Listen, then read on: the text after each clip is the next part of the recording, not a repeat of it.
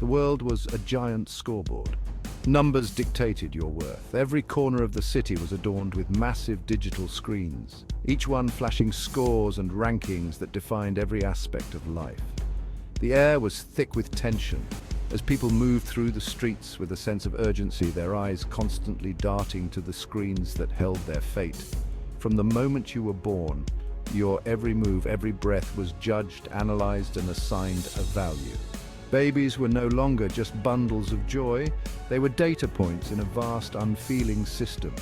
Surveillance cameras tracked every action, and algorithms calculated scores that would follow you for the rest of your life. This number, your rank, determined your place in society. It was a constant reminder of where you stood, a digital badge that everyone could see. People were segregated into different social strata, their interactions limited by the invisible barriers of their scores. The higher your rank, the more privileges you enjoyed, while those with lower scores were left to struggle in the shadows. It was more than a social hierarchy, it was a life sentence. The weight of your rank bore down on you, shaping your destiny in ways you couldn't escape. The cityscape, filled with oppressive digital scoreboards, was a constant reminder of the unyielding system that controlled every aspect of life. Imagine a world where your access to education depended on your score. Schools were no longer places of learning and growth. They were exclusive institutions that only the highest ranked could enter. Those with lower scores were denied the chance to improve their lives, trapped in a cycle of limited opportunities and unfulfilled potential, where your job prospects, your healthcare, even your right to have children, were all dictated by a single, ever-changing number. This was our reality.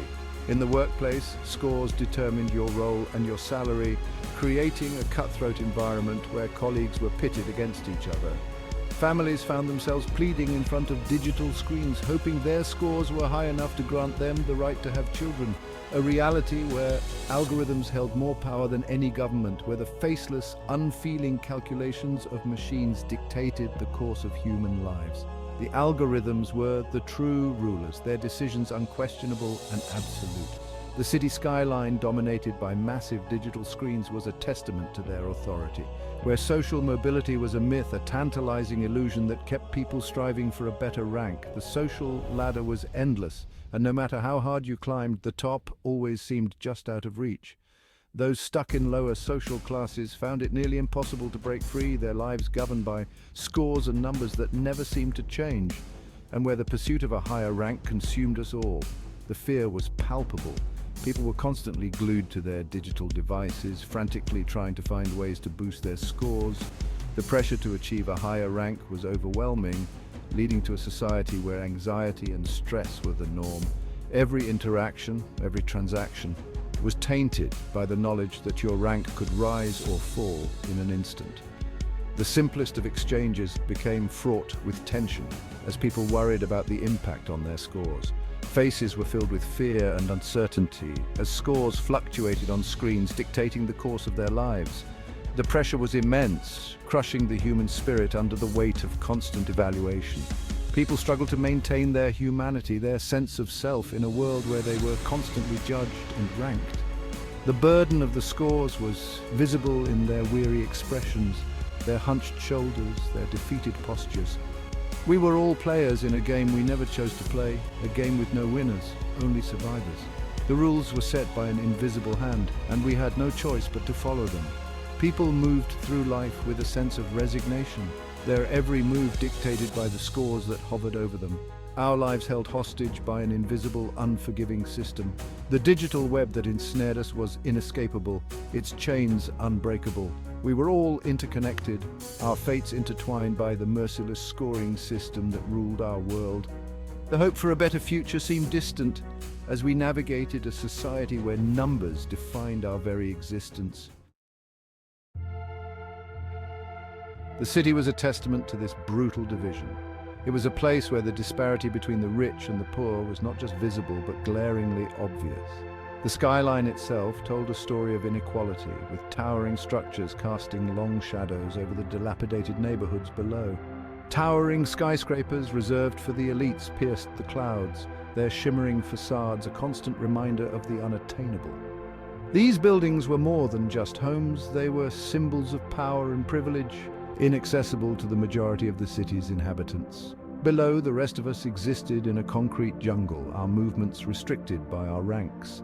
The streets were crowded, the air thick with the scent of desperation and the noise of countless lives struggling to survive.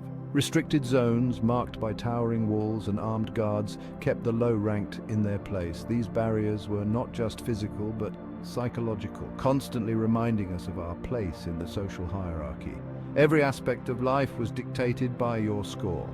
From the moment you were born, your future was determined by a number, a ranking that decided your access to resources, opportunities, and even basic human rights.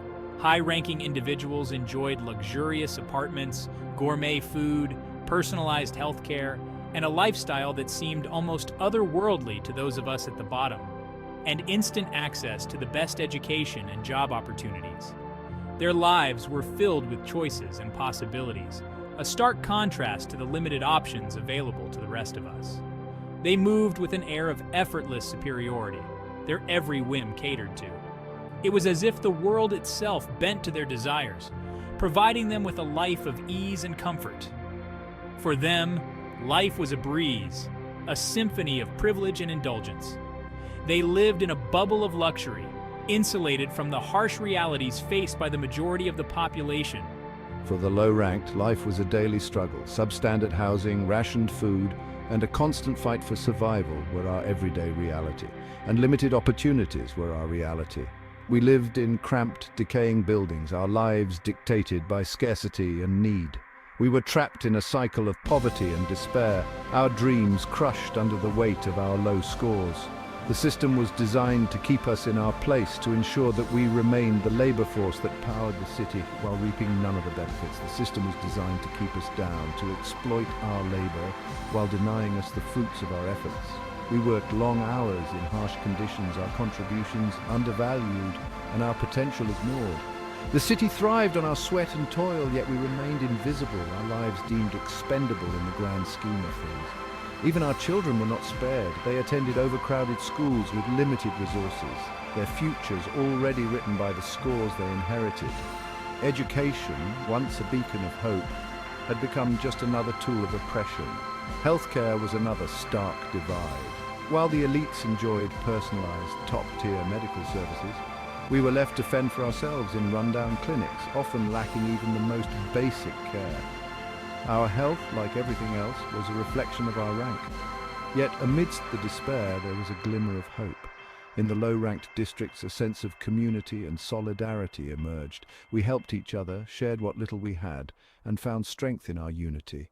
It was this spirit of resilience that kept us going, even when the odds seemed insurmountable. Over time, whispers of resistance began to spread. People started to question the system, to challenge the status quo.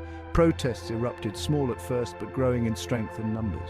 The city, once a symbol of unyielding control, began to tremble under the weight of its own injustices. Hope flickered in the eyes of the oppressed. The dream of a fairer, more just society began to take root. It was a long and arduous journey, but the seeds of change had been sown. The city, with all its divisions and disparities, was on the brink of transformation. From the pristine heights of the elite sectors, the low-ranked areas were but a distant sprawl. The view from above was breathtaking, a panorama of wealth and power where the air seemed cleaner and the skies bluer. The elites lived in a world of glass and steel where every building was a testament to their success and every street a corridor of influence. Their lives were a symphony of luxury, orchestrated to perfection, far removed from the struggles of those below. A sea of grey concrete and flickering neon signs. Down below, the city was a different beast altogether. The streets were crowded, the buildings old and crumbling, and the neon signs flickered like dying stars. It was a world of perpetual twilight where the sun rarely shone and the nights were long and cold. The people here moved with a sense of urgency, their faces etched with the lines of hard lives and harder choices. The elites rarely ventured into our world, their lives a whirlwind of exclusive parties, high-stakes business deals, and self-congratulatory galas. They lived in a bubble of opulence where every need was catered to and every desire fulfilled. Their parties were legendary, filled with laughter and music, while just a few miles away, families struggled to put food on the table. The contrast was stark, a glaring reminder of the divide that separated us. They saw us as statistics, a faceless mass to be managed and controlled. To them, we were numbers on a spreadsheet, problems to be solved with policies and programs that never quite reached us. The security cameras watched our every move, a constant reminder that we were always under surveillance, always being judged and measured. There was no personal connection, no understanding of our lives and struggles. Down below, we looked up at their shining towers with a mixture of envy and resentment. Those towers were symbols of everything we could never have, monuments to a system that kept us in our place. But they were also a challenge, a call to action. We knew that if we wanted to change our lives, we had to find a way to climb those towers, to break through the barriers that held us back. We knew their wealth was built on our backs, on the sweat of our labor, and the suppression of our dreams. Every luxury they enjoyed was paid for with our hard work, every success built on our sacrifices. We toiled in factories, worked long hours for little pay, and watched as they reaped the rewards. It was a bitter pill to swallow, but it also fueled our determination to fight for something better. The injustice of it all burned like a fire in our bellies, a fire that whispered of rebellion. It was a fire that grew stronger with every passing day, fed by the stories of our struggles and the dreams of a better future. We knew that change would not come easily, that we would have to fight for every inch of progress. But we were ready, fueled by a sense of purpose and a belief in our own power. The system was designed to pit us against each other. It thrived on our divisions, on the belief that we had to compete for the scraps that were thrown our way. It made us distrustful, suspicious of our neighbors, always looking over our shoulders. But beneath that distrust, there was also a sense of solidarity, a recognition that we were all in this together, to make us believe that the only way to climb the ranks was to step on those below us. It was a lie, a cruel trick designed to keep us divided and weak, but some of us saw through it. Saw that the only way to truly rise was to lift each other up. We began to form alliances, to build networks of support and solidarity. We knew that our strength lay in our unity, in our ability to work together for a common goal. But beneath the surface, a different kind of energy was brewing. It was an energy born of frustration and anger, but also of hope and determination. We knew that we had the power to change things, that we could build a better world if we worked together. The smoke rising from the factories was a symbol of our struggle, but also of our potential. It was a reminder that we had the power to shape our own destiny. An energy born of shared hardship, of a collective yearning for a better world. We held hands, stood together, and looked to the future with hope. We knew that the road ahead would be difficult, that there would be many obstacles to overcome. But we also knew that we had the strength and the determination to succeed. Together, we would build a world where everyone had a chance to thrive, where the view from above and below was one of equality and justice. The mental toll of this constant evaluation was immense. Anxiety and depression were rampant. Suicide rates soared. The pressure to maintain or improve one's rank was relentless, driving many to the brink. People became obsessed with their scores, sacrificing their health, relationships, and even their sanity in pursuit of a higher number. The education system, once a beacon of knowledge and critical thinking, had become a pressure cooker. Children, barely old enough to understand the implications, were already being groomed for the cutthroat competition that awaited them. Their worth was reduced to their academic performance, their creativity stifled by the relentless pursuit of higher scores. The worst part was the hopelessness. The system was designed to be inescapable. Your rank followed you everywhere, a digital shackle that limited your choices and defined your destiny. It was a self-perpetuating cycle of inequality, where the rich got richer and the poor were condemned to a life of servitude.